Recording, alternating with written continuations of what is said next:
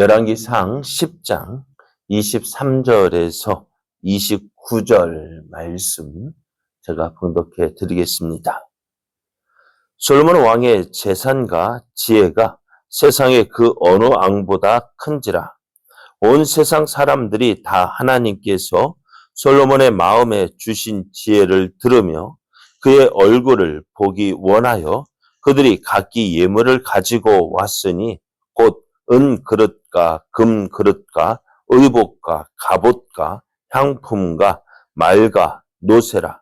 해마다 그리하였더라. 솔로몬이 병거와 마병을 모으매 병거가 1,400대요 마병이 12,000명이라. 병거 성에도 두고 예루살렘 왕에게도 두었으며 왕이 예루살렘에서 은을 돌같이 흔하게 하고 백향목을 평지의 뽕나무 같이 많게 하였더라. 솔로몬의 말들은 애굽에서 들여왔으니 왕의 상인들이 값주고 산 것이며 애굽에서 들여온 병거는 한 대 은 600세겔이요 말은 한 필에 150세겔이라. 이와 같이 햇사람의 모든 왕과 아람 왕들에게 그것을 되팔기도 하였더라. 아멘. 할렐루야. 하나님의 크신 사랑과 은혜가 충만한 아침입니다. 오늘도 하나님의 크신 사랑, 크신 은혜 사모하여 새벽을 깨우는 여러분에게 하나님께서 주시는 은혜가 넘쳐나 오늘도 승리의 날 되기를 예수님의 이름으로 축복합니다. 오늘 우리에게 주신 하나님 말씀을 통해서 처음 마음을 잊지 마십시오. 처음 마음을 잊지 마십시오. 이런 제목으로 하나님 말씀을 증거하겠습니다. 솔로몬이 이스라엘 왕이 되어서 왕이 되고 보니 참 무엇을 느꼈을까요? 이스라엘 왕이 된 솔로몬, 내가 참 부족하구나 하는 사실을 깨닫게 됩니다. 그래서 왕의 자리에 오르는 것이 기쁨만이 아니라 참 부담감도 느꼈을 거예요. 그래서 하나님의 은혜 아니면 안 된다 해서 기브온 산당에 가서 일천번제를 드리면서까지 하나님의 은혜를 구했습니다. 그런 솔로몬에게 하나님은 내가 내게 무엇을 줄고 너는 내게 구하라 라고 하나님께서 응답해 주셨습니다. 근데 솔로몬은 듣는 마음을 주셔서 주의 백성을 재판하여 선악을 분별하게 하옵소서라고 하나님의 은혜를 구했습니다. 그런 솔로몬의 기도는 하나님의 마음에 들었고 하나님은 솔로몬에게 솔로몬이 구한 지혜뿐만 아니라 솔로몬이 구하지 아니한 부귀와 영광도 주시겠다고 하셨는데요. 그런데 하나님께서 주신 솔로몬에게 주신 지혜와 부귀와 영광은 평범한 것이 아니었습니다. 어떻게 보면 가장 뛰어난 것이었습니다. 그래서 솔로몬의 그 지혜는 지혜가 얼마나 뛰어난지 수바의 여왕이 와서 확인해 보고 인정을 했습니다. 또 솔로몬의 부가 어떠했던지 그가 1년 동안 거둬들이는 세입금과 다른 나라들로부터 받아들이는 조공을 통해서 확인할 수가 있는데요.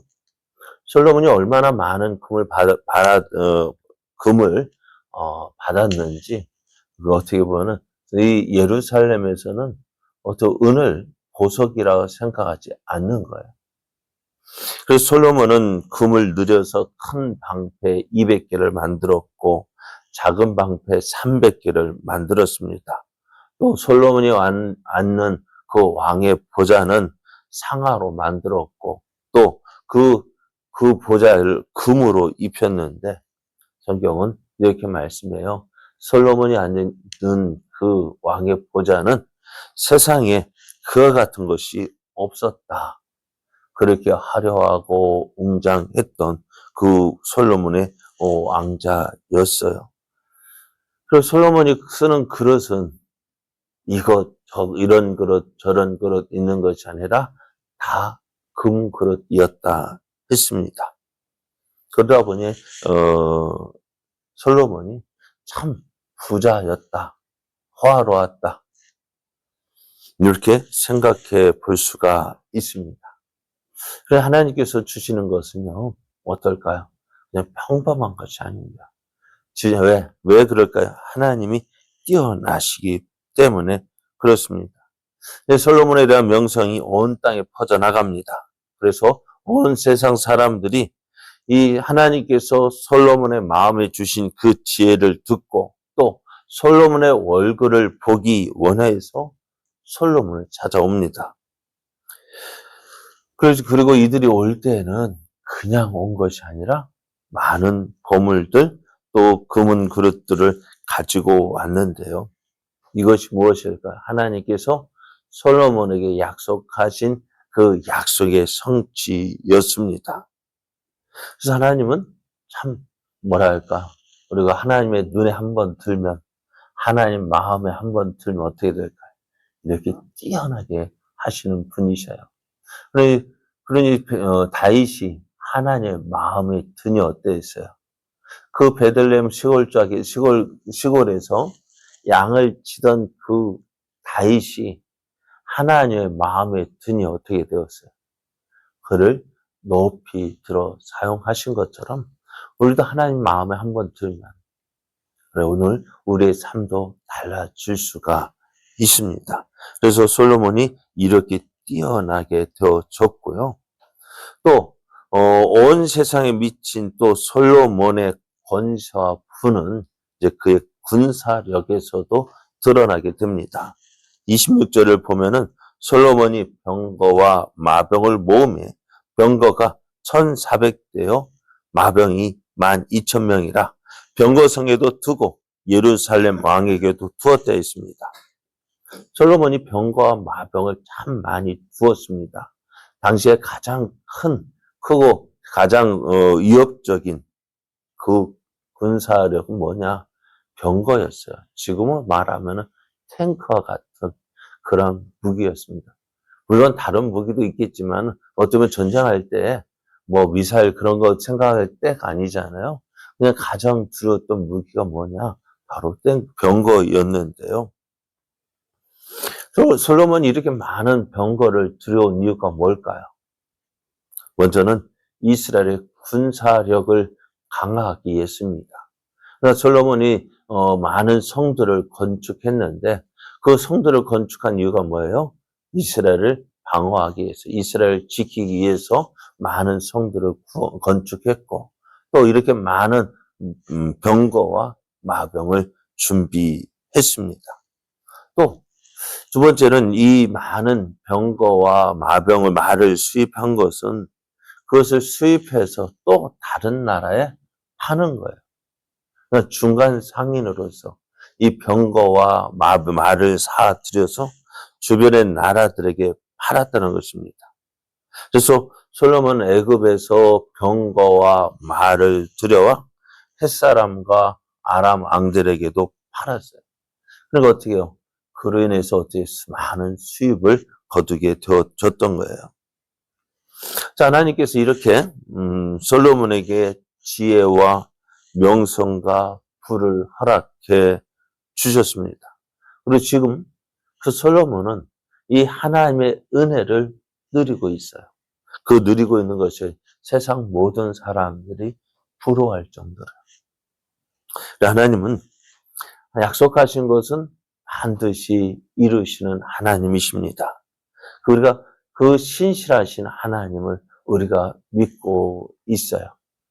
우리는 이 솔로몬의 응답하신 그 하나님을 보면 하나님은 응답하시는데 그냥 우리처럼 대충 응답하는 게 아니라 가장 최고의 것으로 응답하심을 믿고요. 우리는 어떻게 될까요? 그 하나님 앞에 날마다 나아가야 합니다. 자, 그래서 이렇게 솔로몬이 모든 것 가장 아주 풍요롭게 누리고 있는 이때 우리가 한 가지 말씀이 기억이 납니다.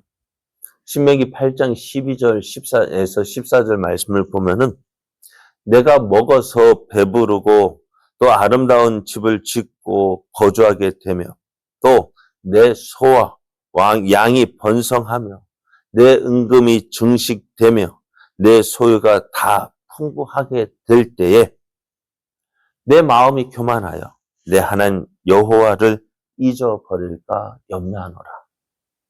하나님께서 가나안 땅에 들어가는 이스라엘 백성들에게 하신 말씀이 이거예요.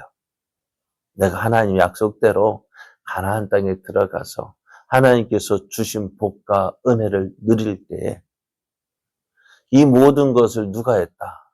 내가 했다. 내 힘으로 했다. 내 노력으로 했다. 내 수고로 얻었다. 그러면서 누구를요? 하나님을 잊어버릴까? 내 마음이 교만하여 이 은혜를 주신 하나님을 잊어버릴까? 염려한다 했어요. 그러니까 솔로몬이 이스라엘 왕이 되어지고 처음 하나님의 은혜가 필요합니다. 하나님의 은혜 없이는 할 수 없습니다. 라고 하며 하나님의 은혜를 구했던 그때 얼마나 겸손했을까요? 또 하나님은 그런 솔로몬을 얼마나 기뻐하셨을까요? 그런데요, 그 하나님께서 주신 은혜를 누리며 점점 내 창고가 늘어나고 내 지위가 높아지고 내가 점점 더 커져갈 때에 오늘 어떻게 할까요? 솔로몬이 하는 모습들, 솔로몬이 오늘 성경 기자가, 열왕기상 기자가 왜 이러한 모습들을 기록하고 있을까?